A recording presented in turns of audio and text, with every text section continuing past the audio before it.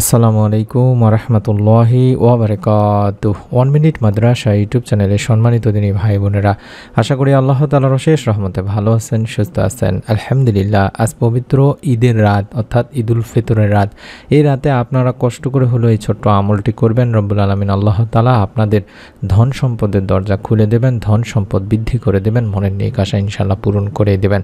আমি অনুরোধ করছি আমলের নিয়তে আপনারা অবশ্যই ভিডিওটি সম্পূর্ণ দেখবেন। হযরত আব্দুল্লাহ ইবনে উমর রাদিয়াল্লাহু তাআলা আনহু থেকে বর্ণিত, নবী করিম সাল্লাল্লাহু আলাইহি ওয়াসাল্লাম ইরশাদ করেন, 5টি রাতের দোয়া কখনোই ফিরিয়ে দেওয়া হয় না। আর রাতগুলো হলো জুমার রাত, রজব মাসের প্রথম রাত, শাবান মাসের 15 তারিখের রাত এবং ঈদুল ফিতর ও ঈদুল আজহার রাত।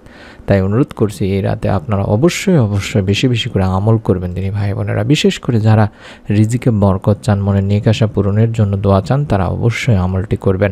পৃথিবী হচ্ছে মানুষের আমলেরই একটা শস্যক্ষেত্র। দুনিয়া হচ্ছে পরীক্ষার জায়গা। আল্লাহ তাআলা তার বান্দাদের বিভিন্ন সময় বিপদ আপদ, অর্থ সংকট, বালা মুসিবতে আপতিত করেন। এভাবেই তিনি পরীক্ষা করেন। বান্দা তার কাছেই ফিরে আসে না আল্লাহর নাফরমানিতে লিপ্ত হয়, সেটা তিনি পরীক্ষা করেন।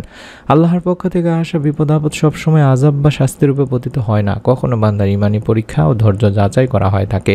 যারা আল্লাহর উপর পূর্ণ আস্থা রেখে ধৈর্য ধারণ করে, আল্লাহ তাআলা তাদের উত্তম বিনিময় দান করেন। আল্লাহ তাআলা তাই তো পবিত্র কোরআনুল কারিমে বলেন, নিশ্চয়ই আমি তোমাদের কিছু ভয় ও ক্ষুধার দ্বারা, ধন সম্পদের ক্ষতি ও প্রাণহানির দ্বারা এবং ফল ফসলের ক্ষতি দ্বারা পরীক্ষা করব, আর তুমি ধৈর্যশীলদের সুসংবাদ দাও। সূরা আল বাকারার 155 নম্বর আয়াত। মানুষের কঠিন বিপদ আর সংশয়ের সময় আল্লাহ তাআলা নিজ অনুগ্রহে পথ দেখান। শত অন্ধকার থেকে তিনি বান্দাকে আলোর দিকে নিয়ে যান। আল্লাহ তাআলা বলেন, আল্লাহই হলো মুমিনদের অভিভাবক। তিনি তাদের অন্ধকার থেকে আলোর দিকে নিয়ে আসেন বা আলোতে নিয়ে আসেন। আর যারা কুফর অবলম্বন করেছে তাদের অভিভাবক হলো শয়তান, যারা আলোর থেকে তাদেরকে অন্ধকারে নিয়ে যায়। আর তারা সবাই অগ্নিবাসী, তারা সর্বদা তাতেই থাকবে। সূরা বাকারার 257 নম্বর আয়াতে বলা হয়েছে। এবং অন্য আয়াতে আল্লাহ তাআলা আরও বলেন, আল্লাহ তোমাদেরকে তোমাদের মাতৃগর্ভ থেকে এমন অবস্থায় বের করেছেন যে তোমরা কিছুই জানতে না। তিনি তোমাদের জন্য কান, চোখ ও অন্তঃকরণ সৃষ্টি করেছেন যাতে তোমরা শুকর আদায় করো। এমনই একজন সাহাবী আল্লাহর রাসূল সাল্লাল্লাহু আলাইহি ওয়াসাল্লামের কাছে এসে আরজ করল যে, ইয়া রাসূলুল্লাহ সাল্লাল্লাহু আলাইহি ওয়াসাল্লাম, দুনিয়া আমার প্রতি পৃষ্ঠ প্রদর্শন করেছেন, অর্থাৎ আমি চরমভাবে অভাবগ্রস্ত এবং আমার পরিবার সংসারে রিজিকে বরকত নেই। রাসূল পাক সাল্লাল্লাহু আলাইহি ওয়াসাল্লাম তখন তাকে বললেন, তোমার কি ওই তাসবির কথা স্মরণ নেই যে তাসবিহ ফেরেশতা এবং মাখলুকের, যার বরকতে রুজি প্রদান করা হয়?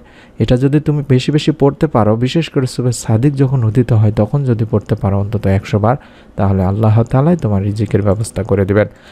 আল্লাহ তাআলাই তোমাকে এত পরিমাণে রিজিক বা ধন সম্পদ দিবেন, তুমি কোথায় রাখবা, রাখার জায়গা পাবা না। আর সেই দোয়াটি আমি দেখায় দিচ্ছি। কম করে হলেও আজকে রাতে, ঈদের রাতে যদি সম্ভব হয় ফজরের আগে কিংবা ফজরের পরেও আপনারা 100 বার পড়ার চেষ্টা করবেন। সুবহানাল্লাহি ওয়া বিহামদিহি, সুবহানাল্লাহিল আলিয়্যুল আযীম ওয়া বিহামদিহি আস্তাগফিরুল্লাহ, সুবহানাল্লাহি ওয়া বিহামদিহি, সুবহানাল্লাহিল আলিয়্যুল আযীম ওয়া বিহামদিহি আস্তাগফিরুল্লাহ।